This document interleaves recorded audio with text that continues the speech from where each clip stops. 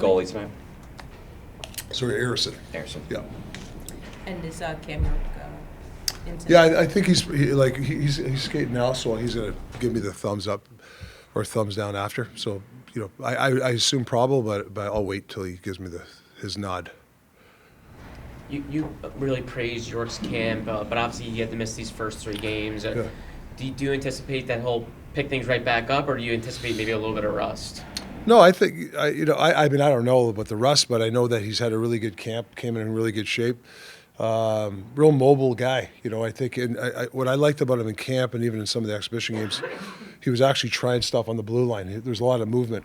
I think just talking to Danny and Jonesy last year, he would get it, kind of reset the puck. Now we want him to make plays at the blue line, and I'm seeing that. So he's got a lot of confidence to do that.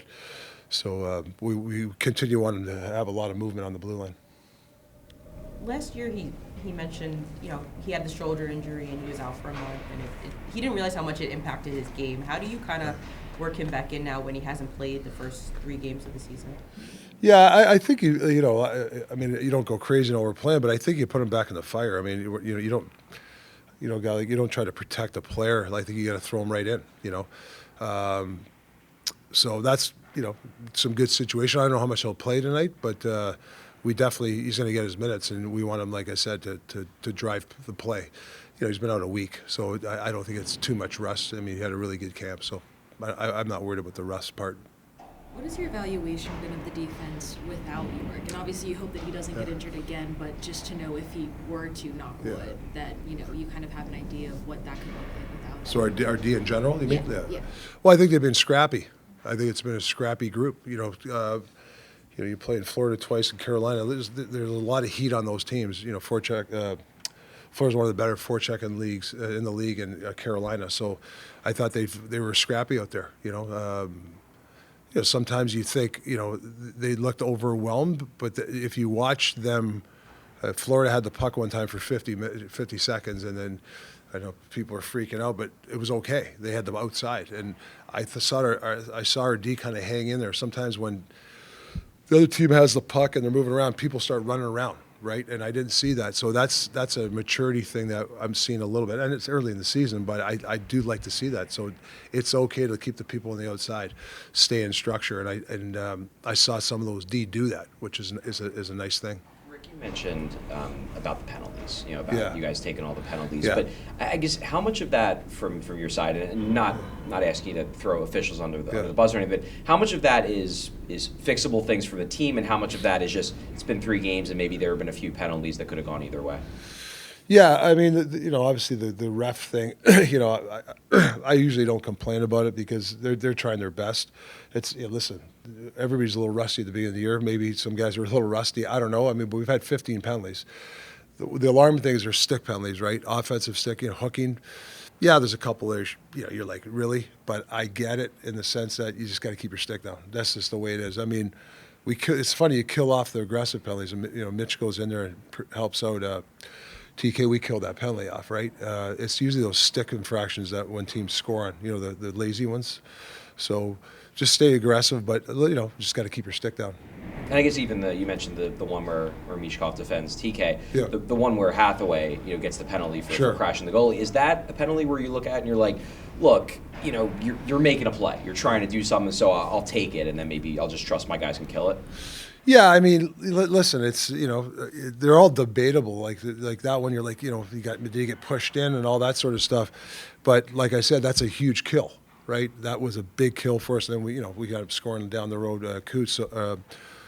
So yeah, I listen. I'll take guys. I want guys to crash a net. Obviously, you can't run goalies, but we want people in front of the net. We want people taking the puck to the net. If you're going to have the odd interference or penalty, I'll take it. Rick, we talked the other day about how the Jets won the President's Trophy last year, and they have a great power play.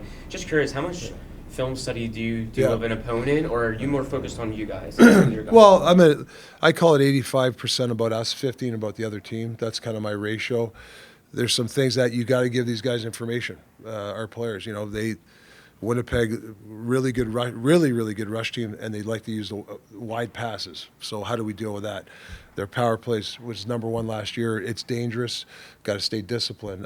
There's some D zone stuff that we feel that if we execute, we might have some stuff against them. But I mean, that's a team that's won a lot of hockey games. I think the way they go 2 rounds deep, they got some, they got some guys that can score off the rush like that.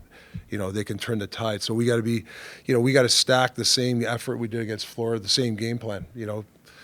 I thought getting the puck deep against a Florida team helped us the first period. We didn't have many turnovers.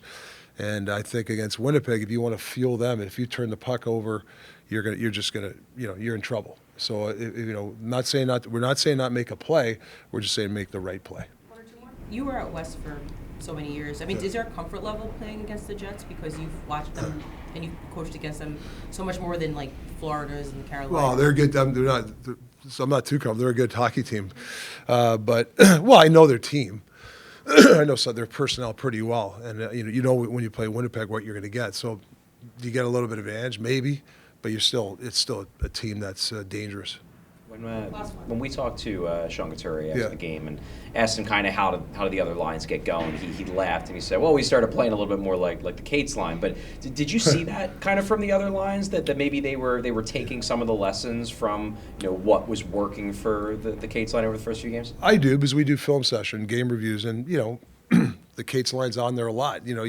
As a coach, you always try to spread it. You want positive clips with everybody, but sometimes there's one line that does the right thing. And the one thing that our other lines, and I thought they were better last game, the Cates line's connected. They're obviously there's chemistry there, but they know they're connected. It's not 2 guys here, 1 guy over here. Like they're around that triangle all the time. And they come up with loose pucks. And when you're connected, there's nothing better than getting a loose puck from a connected group. And now you get it. Now the team's got to play defense. They've probably swarmed down low. Now the puck goes up high. Now that's the hard part, is defending. What does everybody do? So that's what the Cates line does well. But I thought I saw signs of other. I thought each line did a guy's job. Even like a guy like a Brankin, he didn't play as much, but when he was on, he came up with some loose pucks for us for that fourth line. So I see some signs, but it's still early, and we got to stay on top of it.